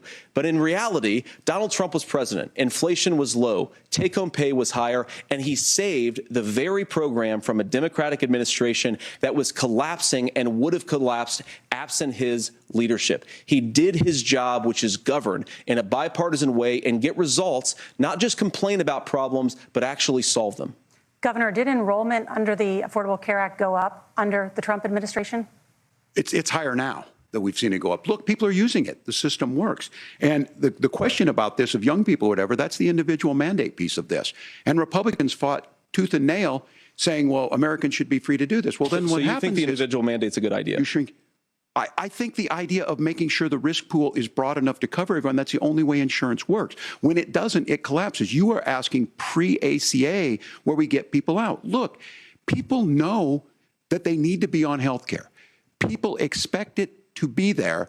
And when we are able to make it, and we are making it this way, when we incentivize people to be in the market, when we help people who might not be able to afford it get there, and we make sure then when you get sick and old, it's there for you. Because I heard people say, well, I don't want to buy into Medicare or whatever. Good luck buying health care once you get past 70. So look, the ACA works. We can continue to do better. Kamala Harris did that. The way she made everything better was negotiating those 10 drugs on Medicare for the first time in American history. Thank you. Margaret. Can I address that? I apologize. We're out of time. We have a number of subjects to discuss. Margaret. Let's talk about families in America. There is a child care crisis in this country, and the United States is one of the very few developed countries in the world without a national paid leave program for new parents. Governor Walz, you said that if Democrats win both the White House and Congress, this is a day one priority for you. How long should employers be required to pay workers while they are home taking care of their newborns? You have 2 minutes. Yeah, well, that's negotiable, and that's what Congress worked. But here's what the deal is. Americans sitting out there right now, you may work for a big company. Look, we're home in Minnesota to some of the largest Fortune 500 companies. Kamala Harris knows that in California. Those companies provide paid family medical leave. One is, I think they're moral and they think it's a good thing, but it also keeps their employees healthy. We in Minnesota passed a paid family medical leave. You have a child, and I had to go back to work 5 days after my kids were born. This allows you to stay home a certain amount of time. What we know is that gets the child off to a better start, the family works better, we stay in their employers, we get more consistency in that. So Kamala Harris has made it a priority. We implemented it in Minnesota and we see growth. That's how you become a pro-business state. But the negotiations on it, and here's the issue, those big companies are able to offer it. Those of you out there who don't have it, just imagine what happens if you get cancer or your child gets sick. We know what happens. You end up staying home. In some places, that means no paycheck because you've got no protection on that. This is the case of an economy that Donald Trump has set for the wealthiest amongst us. He's willing to give those tax breaks to the wealthiest. He's willing to say, bust those unions up, do whatever. What we're saying is the economy works best when it works for all of us. And so a paid family medical leave program, and I will tell you, go to the families or go to the businesses and ask them. As far as childcare on this, you have to take it at both the supply and the demand side. You can't expect the most important people in our lives to take either our children or our parents to get paid the least amount of money. And we have to make it easier for folks to be able to get into that business and then to make sure that folks are able to pay for that. We were able to do it in Minnesota, and I'm still telling you this. We were listed as the best state. We're still in crisis on this. A federal program of paid family medical leave and help with this will enhance our workforce, enhance our families, and make it easier to have the children that you want. Governor, your time is up. Senator, do you support a national paid leave program? And if so, For how long should employers be mandated to pay their employees while they are home taking care of their newborn? You have 2 minutes. Yeah, well, first of all, Margaret, a number of my Republican colleagues and some Democrats, too, have worked on this issue. And I think there is a bipartisan solution here because a lot of us care about this issue. I mean, look, I speak from this very personally because I'm married to a beautiful woman who is an incredible mother to our 3 beautiful kids, but is also a very, very brilliant corporate litigator. And I'm so proud of her. But being a working mom, even for somebody with all of the advantages of my wife, is extraordinarily difficult. And it's not just difficult from a policy perspective. She actually had access to paid family leave because she worked for a bigger company. But the cultural pressure on young families and especially young women, I think makes it really hard for people to choose the family model they want. A lot of young women would like to go back to work immediately. Some would like to spend a little time home with the kids. Some would like to spend longer at home with the kids. We should have a family care model that makes choice possible. And I think this is a very important substantive difference between Donald Trump and Kamala Harris's approach. I mean, look, if you look at the federal programs that we have that support paid family leave right now, the Community Development Block Grant, and there's another block grant program that spends a lot of money from the federal government. These programs only go to one kind of child care model. Let's say you'd like your church maybe to help you out with child care. Maybe you live in a rural area or an urban area and you'd like to get together with families in your neighborhood to provide child care in the way that makes the most sense. You don't get access to any of these federal monies. We want to promote choice in how we deliver family care and how we promote child care because, look, it is unacceptable. And, you know, of course, Tim and I have been on the campaign trail a lot the past 7 or 8 weeks. And one of the biggest complaints I hear from young families is people who feel like they don't have options, like they're choosing between going to work or taking care for their kids. That is an incredible burden to put on American families. We're the only country that does it. I think we could do a heck of a lot better. Senator, thank you. You have also said, Senator Vance, many things about the American family. The Federal Reserve says parents will spend nearly as much on child care as they do on housing each month. So I want to get your thoughts on this. President Trump recently said, as much as child care is talked about as being expensive, it's relatively speaking not very expensive compared to the kinds of numbers we'll be taking in. Is President Trump committed to the $5,000 per child tax credit that you have described? You have 1 minute. Well, what President Trump said, Margaret, I just want to defend my running mate here a little bit, is that we're going to be taking in a lot of money by penalizing companies for shipping jobs overseas and penalizing countries who employ slave laborers and then ship their products back into our country and undercut the wages of American workers. It's the heart of the Donald Trump economic plan. Cut taxes for American workers and American families.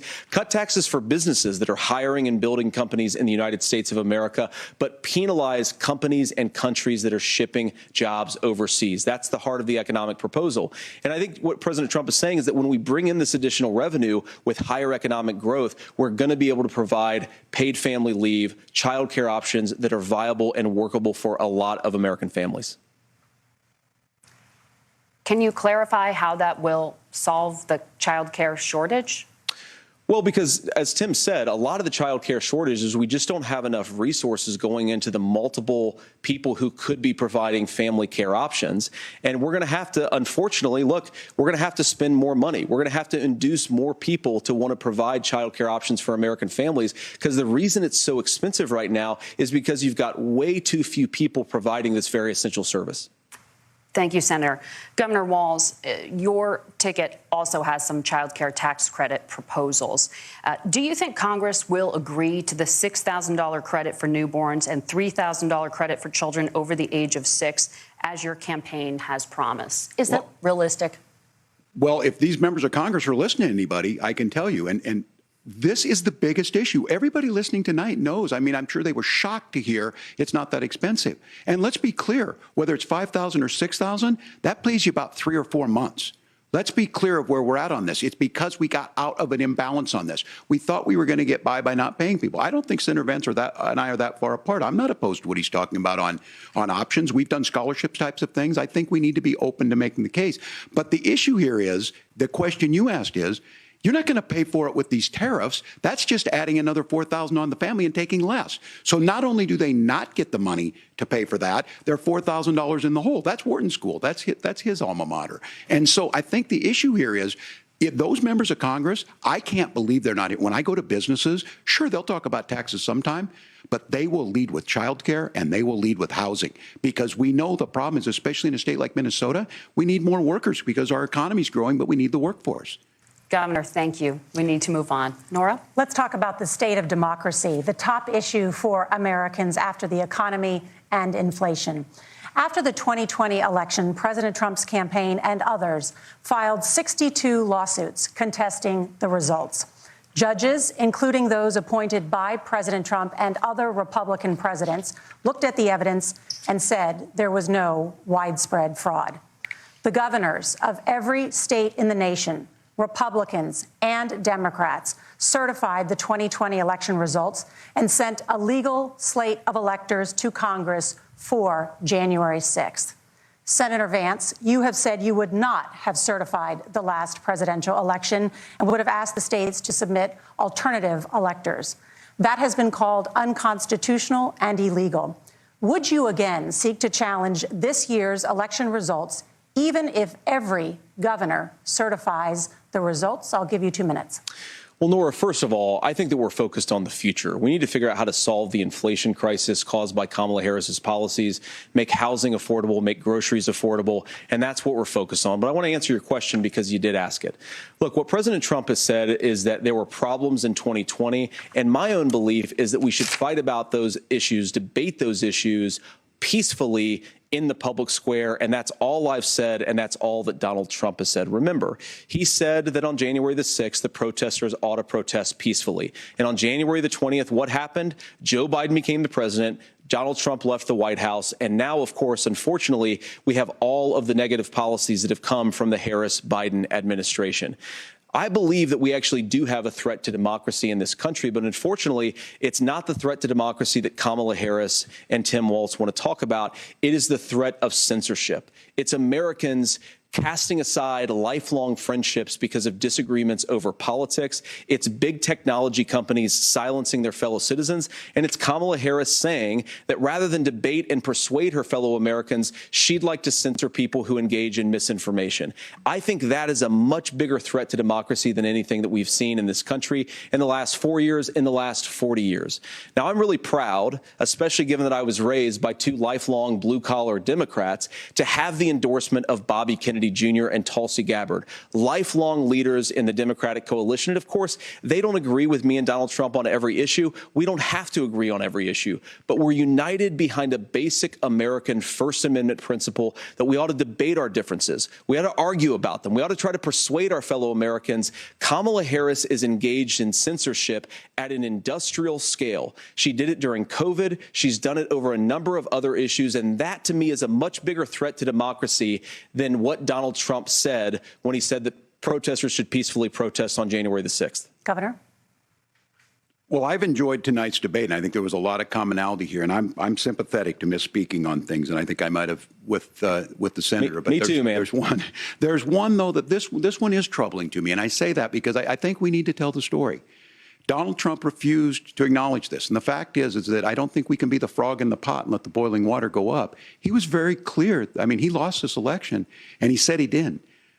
140 police officers were beaten at the Capitol that day, some with the American flag. Several later died. And it wasn't just in there.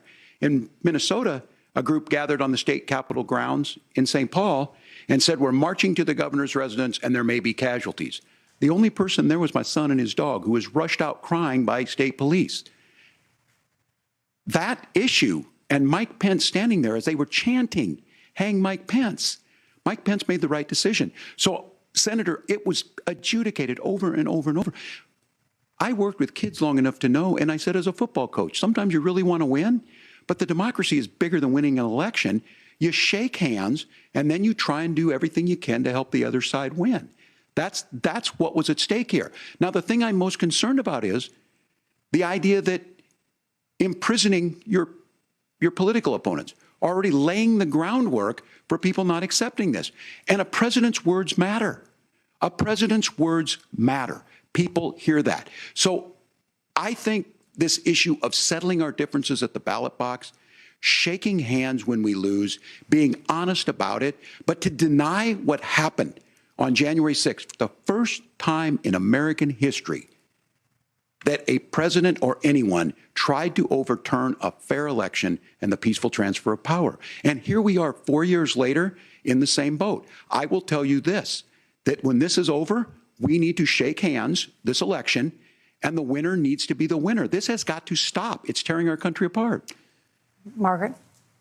Senator Vance, did you want to respond to that? Yeah, well, look, Tim, first of all, it's really rich for Democratic leaders to say that Donald Trump is a unique threat to democracy when he peacefully gave over power on January the 20th, as we have done for 250 years in this country. We are going to shake hands after this debate and after this election. And of course, I hope that we win, and I think we're going to win. But if Tim Walz is the next vice president, he'll have my prayers, he'll have my best wishes, and he'll have my help whenever he wants it. But we have to remember that for years in this country, Democrats protested the results of elections. Hillary Clinton in 2016 said that Donald Trump had the election stolen by Vladimir Putin because the Russians bought like $500,000 worth of Facebook ads. This has been going on for a long time. And if we want to say that we need to respect the results of the election, I'm on board. But if we want to say, as Tim Walz is saying, that this is just a problem that Republicans have had, I don't buy that. Governor. January 6th was not Facebook ads. And I think a revisionist history on this. Look, I don't understand how we got to this point. But the issue was that happened. Donald Trump can do it. And all of us say there's no place for this. It has massive repercussions. This idea that there's censorship to stop people from threatening to kill someone, threatening to do something, that's not censorship. Censorship is book banning. We've seen that. We've seen that brought up. I just think for everyone tonight, and I'm going to thank Senator Vance. I think this is the conversation they want to hear. And I think there's a lot of agreement. But this is one that we are miles apart on. This was a threat to our democracy in a way that we had not seen. And it manifested itself because of Donald Trump's inability to say. He is still saying he didn't lose the election. I would just ask that. Did he lose the 2020 election? Tim, I'm focused on the future. Did Kamala Harris censor Americans from speaking their mind in the wake of the 2020 COVID situation? That is a damning non-answer. It's a damning non-answer for you to not talk about censorship. Obviously, Donald Trump and I think that there were problems in 2020. We've talked about it. I'm happy to talk about it further. But you guys attack us for not believing in democracy. The most sacred right under the United States democracy is the First Amendment. You yourself have said there's no First Amendment right to misinformation. Kamala Harris wants to use the power of government and big tech to silence people from speaking their minds. That is a threat to democracy that will long outlive this present political moment. I would like Democrats and Republicans to both reject censorship. Let's persuade one another. Let's argue about ideas, and then let's come together afterwards. You can't yell fire in a crowded theater. That's the test. That's the Supreme Court test. Tim, fire in a crowded theater. You guys wanted to kick people off of Facebook for saying that toddlers shouldn't wear masks. Senator, the governor does have the floor. Fire in a crowded theater. That is criticizing the policies of the government, which is the right of every American. Senator, the governor does have the floor for 1 minute to respond to you. Yeah. Well, I don't run Facebook. What I do know is I see a candidate out there who refused, and now again, and this, I'm pretty shocked by this. He lost the election.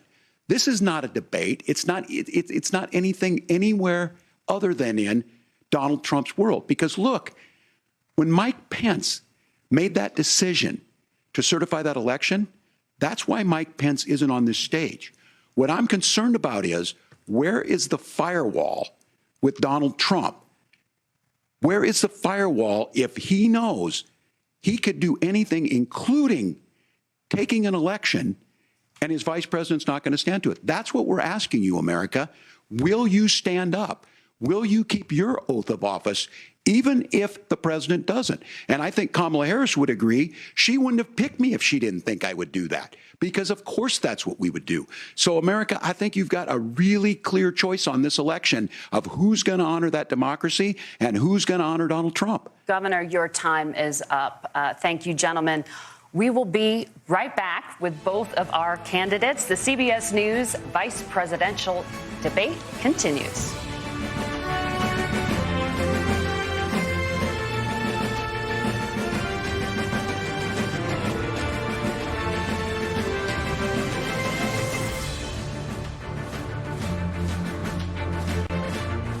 9 on CNN.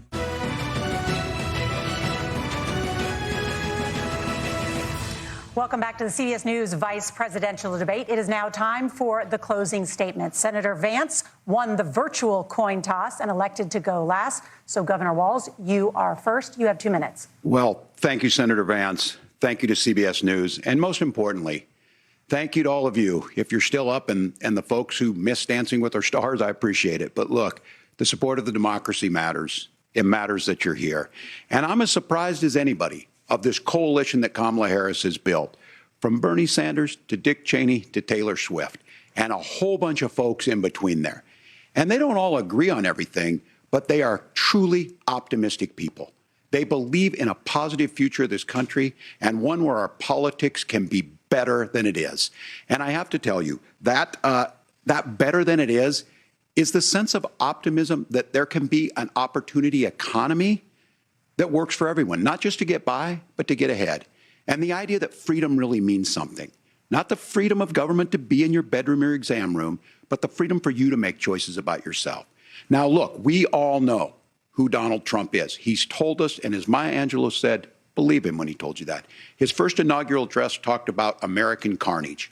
And then he spent 4 years trying to maybe do that. Senator Vance tonight made it clear he will stand with Donald Trump's agenda. He will continue to push down that road. Excuse me. Kamala Harris gives us a different option. Now, I'll have to tell you, I'm going to be careful about the quotes, but there's one that Senator Vance said that does resonate with me. He said, Donald Trump makes the people I care about afraid. A lot of America feels that way. We don't need to be afraid. Franklin Roosevelt was right. All we have to fear is fear itself. Kamala Harris is bringing us a new way forward. She's bringing us a politics of joy. She's bringing real solutions for the middle class, and she's centering you at the heart of that. All the while asking everyone, join this movement, make your voices heard. Let's look for a new day where everybody gets that opportunity and everybody gets a chance to thrive. I humbly ask for your vote on November 5th for Kamala Harris. Governor Walz, thank you. Senator Vance, your closing statement. Well, I want to thank Governor Walz, you folks at CBS, and of course the American people for tuning in this evening. And one of the issues we didn't talk about was energy. And I remember when I was being raised by my grandmother, when she didn't have enough money to turn on the heat some nights because Ohio gets pretty cold at night and because money was often very tight. And I believe, as a person who wants to be your next vice president, that we are a rich and prosperous enough country where every American, whether they're rich or poor, ought to be able to turn on their heat in the middle of a cold winter night. That's gotten more difficult thanks to Kamala Harris's energy policies. I believe that whether you're rich or poor, you ought to be able to afford a nice meal for your family. That's gotten harder because of Kamala Harris's policies. I believe that whether you're rich or poor, you ought to be able to afford to buy a house. You ought to be able to live in safe neighborhoods. You ought to not have your communities flooded with fentanyl. And that, too, has gotten harder with because of Kamala Harris's policies. Now, I've been in politics long enough to do what Kamala Harris does when she stands before the American people and says that on day one, she's going to work on all these challenges I just listed. She's been the vice president for 3.5 years. Day one was 1,400 days ago, and her policies have made these problems worse. Now, I believe that we have the most beautiful country in the world. I meet people on the campaign trail who can't afford food, but have the grace and generosity to ask me how I'm doing and to tell me they're praying for my family. What that has taught me is that we have the greatest country, the most beautiful country, the most incredible people anywhere in the world. But they're not going to be able to achieve their full dreams with the broken leadership that we have in Washington. They're not going to be able to live their American dream if we do the same thing that we've been doing for the last 3.5 years. We need change. We need a new direction. We need a president who has already done this once before and did it well. Please vote for Donald Trump. And whether you vote for me or vote for Tim Walz, I just want to say I'm so proud to be doing this, and I'm rooting for you. God bless you, and good night. Senator Vance, thank you. And thank you both for participating in the only vice presidential debate of this election cycle. I'm Margaret Brennan. And I'm Nora O'Donnell. And a reminder, there are just 35 days until Election Day. Please get out and vote. And for all of us here at CBS News, thank you. CBS News, thank you, and good night. All right, a substantive civil debate, despite months of rather vicious and nasty attacks between Senator Vance and Governor Walz. They tonight were largely kind and agreeable with each other. They often talked about finding common ground. They obviously held their toughest criticisms for the folks at the top of the ticket.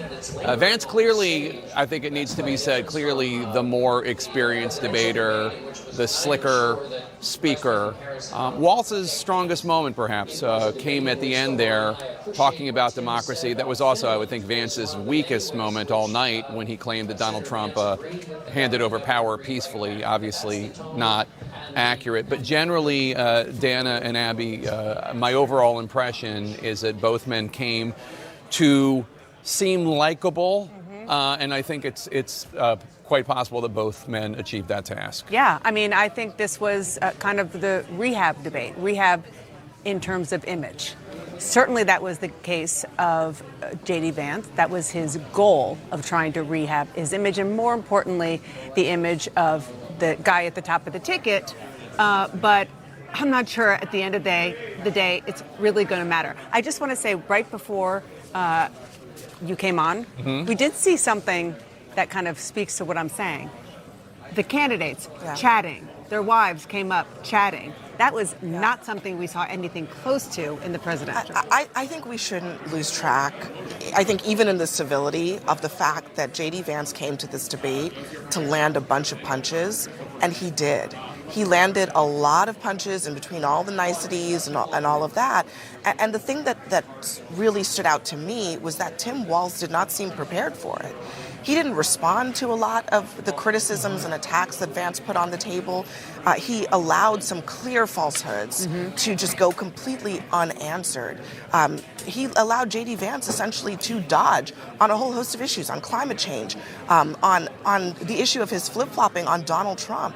He allowed Vance initially to claim that Trump salvaged the Affordable Care Act. It took him several sentences to get to the part of his answer, Walz's answer, Abby, listen, where he actually responded to that. I mean, I think there was a clear lack of preparation and execution here on Walz's part. I think actually it's the opposite. I think he had too much preparation. Maybe, He had so many lines that he was clearly trying to say that he didn't listen and said when J.D. Vance said one of the many things he really hit Kamala Harris on, not Tim Walz, but Kamala Harris, he didn't respond because he clearly had things in his mind. I think the lack of interviews that he has done with national media, with local media, it showed. He needed more reps. Yeah, no, I agree. I mean, J.D. Vance is much more experienced at this, at public speaking, at defending himself, at pivoting. You talked about the many times that Walz let Vance get away with saying things that weren't true. And you talked about the Obamacare one as if Donald Trump actually had tried to save Obamacare. And just to be clear, he eventually did address that part of it. Did. But it was after, it took a little winding up. And I think that an experienced debater immediately jumps on something like that because that's a really critical point for a Democrat to make. So one of the things that I wonder about when it comes to this debate is what were they told? What were Vance and Walz told in terms of what was their goal for the night?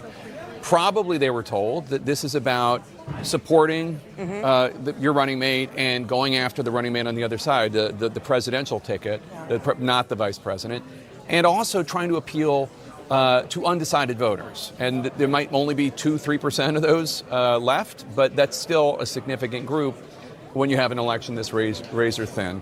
The margins are so tight. So one of the things I thought is, it sounded, based on how you listen to the Vance and Walz talk, that there are certain assumptions that they're making about those undecided voters. Sure, yeah. One of them, that those undecided voters support abortion rights. Because J.D. Vance is fairly clear and on the record, and has been for years, that he supports banning abortion nationally. It was on his Senate issues page before he was picked as Donald Trump's running mate. To hear J.D. Vance talk about that issue tonight, he expressed consternation with the Republican Party for not reaching out more, not talking to more people, wanting to provide more options for women. And yes, absolutely, did Tim Walz did not go after him on that. That is what I'm. That's part of the point, is that you're actually explaining exactly what I think was missing on the debate stage. J.D. Vance has a record on abortion.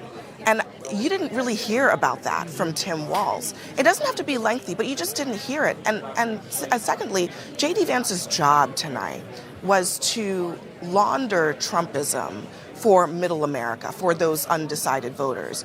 And I think that in large part, he was able to do that without getting a whole lot of pushback from Tim Walz on the stage. And maybe they're talking to different segments of that undecided pool, but I don't think so. Vance was able to just do what he came to do, which is to take Trumpism and just package it up in a different way. When I said rehab, I don't necessarily think at the end of the day, though, that what we saw is going to make a big difference at the top of the ticket. Sure. Yeah. Well, I mean, when you listen to J.D. Vance describe the Trump years, low inflation, the world was not on fire, peaceful transfer of power. I mean, it sounds great. I don't know that that's necessarily exactly what the world experienced. If you leave the public with that impression, that's what they're going to. Especially when it comes to the peaceful watching, transfer that's of what power. There was not, just for the record, there was not a peaceful transfer of power. We all saw it. John King, what were your thoughts?